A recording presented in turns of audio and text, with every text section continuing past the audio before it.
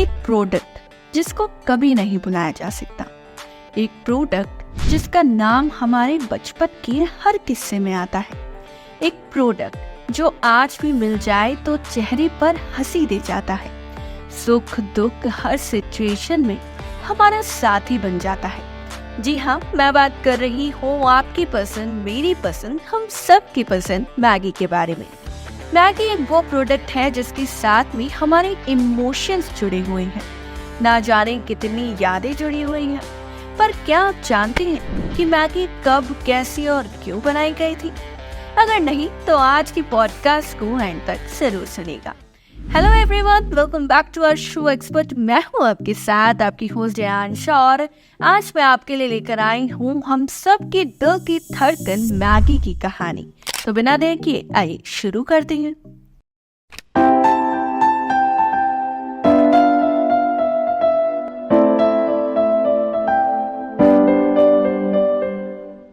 Maggi इस product की शुरुआत 1869 में स्विट्जरलैंड के रहने वाले जूलियस मैगी ने की थी।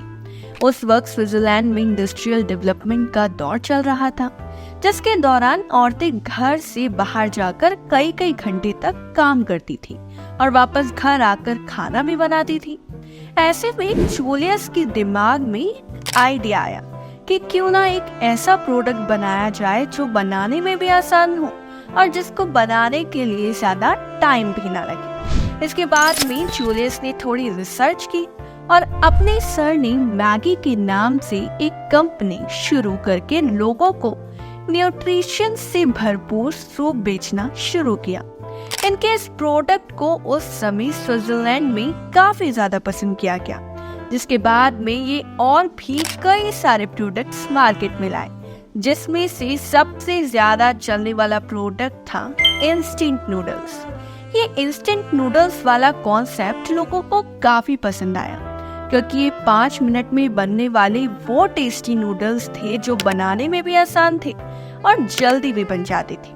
जब लोगों को ये नूडल्स पसंद आने लगे तब इन नूडल्स को इंडियन मार्केट में भी लॉन्च किया गया, वो भी 2 टारगेट ऑडियंस के साथ। पहला तो बच्चे और दूसरा उनकी माँ।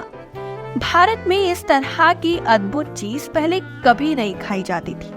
मैगी कंपनी वो पहली कंपनी थी जिसने भारत में 1983 में कदम रखकर लोगों को इसका स्वाद चखाया।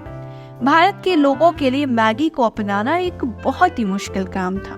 मैगी ने कभी ये उम्मीद भी नहीं की थी कि भारत में उसके इंस्टेंट नूडल्स इतने ज्यादा चलेंगे।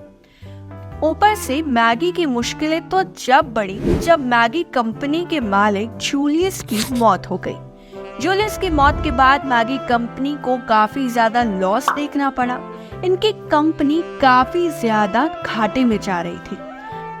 मैगी की वैल्यू दिन पर दिन घटती जा रही थी, लेकिन तभी इस कंपनी को स्विट्जरलैंड की दूसरी कंपनी नेस्ले ने खरीद लिया और उसने इनके इंस्टेंट नूडल प्रोडक्ट की इतनी ब्रांडिंग की कि लोगों को इसको ट्राई करना ही पड़ा।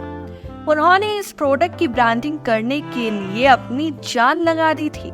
आज भी अगर देखा जाए तो नेस्ले मैगी के इंस्टेंट नूडल्स की ब्रांडिंग करने के लिए कम से कम 100 करोड़ रुपए सालाना खर्च करता है। नेस्ले ने मैगी की ब्रांडिंग करने के लिए भारतीय महिलाओं को समझाया कि अगर आप एक घरेलू महिला हैं, तब भी आप सुबह से शाम तक थकी जाती होंगी। तो जब आप थक जाती हैं तो उस वक्त में आप अपने बच्चों को मैगी दे सकती हैं, और अगर आप बाहर काम करने जाती हैं तब भी आपके बच्चे खुद से मैगी को बनाकर खा सकते हैं, क्योंकि ये बनाने में भी आसान है और ये जल्दी भी बनती है। ये एक सिंपल और इंस्टेंट नूडल है जो टेस्टी भी है।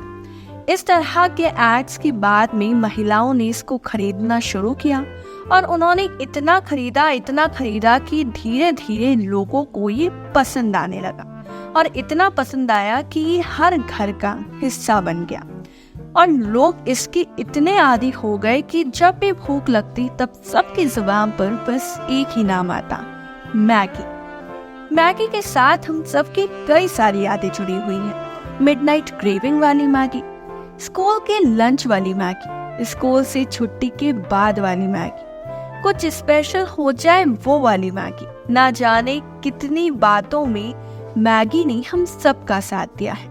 मैगी वो प्रोडक्ट है जिसको देखकर एक ना एक किस्सा तो हमें आज भी जरूर याद आ जाता है। मैगी हम भारतीयों के लिए सिर्फ नूडल्स नहीं है, उनका प्यार है, उनका इमोशन है। दुख हो तो मैगी, खुश हो तो मैगी, हर सिचुएशन में बस मैगी। मैगी वो इंस्टेंट नूडल है जिसको कोई भी और ब्रांड बीट नहीं कर पाया है। इंडियन मार्केट में बहुत से ब्रांड आए, जिसमें से बहुत से ब्रांड इंडियन भी थे, बट फिर भी वो मैगी को बीट नहीं कर पाए। आज भी इंडियन मार्केट का 65% हिस्सा इंस्टेंट नूडल्स के अंदर मैगी ही ले जाता है। ऐसा नहीं है कि मैगी हमेशा ही सही रही। एक दौर था जब मैगी का भी इंडिया के अंदर डाउनफॉल आया।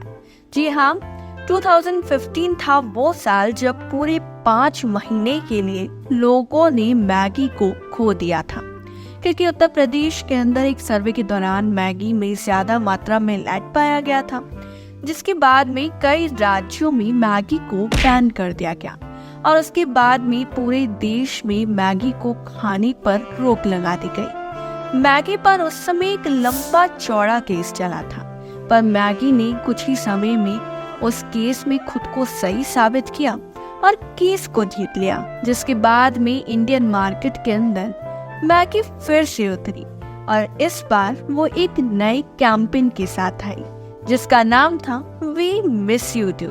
इस कैंपेन के अंदर मैगी ने अपने कस्टमर्स के रिएक्शंस को रिकॉर्ड किया और उनके इंटरव्यूज लिए और ये जानने की कोशिश की कि जब मैगी इंडिया में नहीं आ रही थी तो उन्होंने मैगी को कितना मिस किया और उनकी कितनी यादें मैगी के साथ जुड़ी हैं। इन इंटरव्यूज का मैगी ने ऐड बनवाया और हर जगह चलवाया, जिसके बाद में लोगों की मेमोरीज फ्लैशबैक होने लगी और लोगों के इमोशन मैगी के लिए दोबारा जगने लगे, जिसके बाद में सभी ने मैगी को दोबारा अपनाया और मैगी फिर से बन गई अपने चाहने वालों की पसंद। दोस्तों, कुछ भी कहो, मैगी तो मैगी ही है।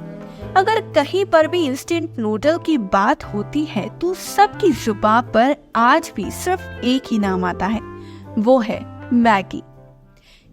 तो ये था आज का पॉडकास्ट। आई होप आज का ये पॉडकास्ट आपको पसंद आया होगा। अगर आया है तो इसे लाइक जरूर करें और कमेंट्स में जरूर बताएं कि आपकी मैगी के साथ कौन कौन सी यादें जुड़ी हुई हैं। मैं आपसे फिर मिलूंगी एक और नए पॉडकास्ट के साथ। तब तक के लिए बाय बाय।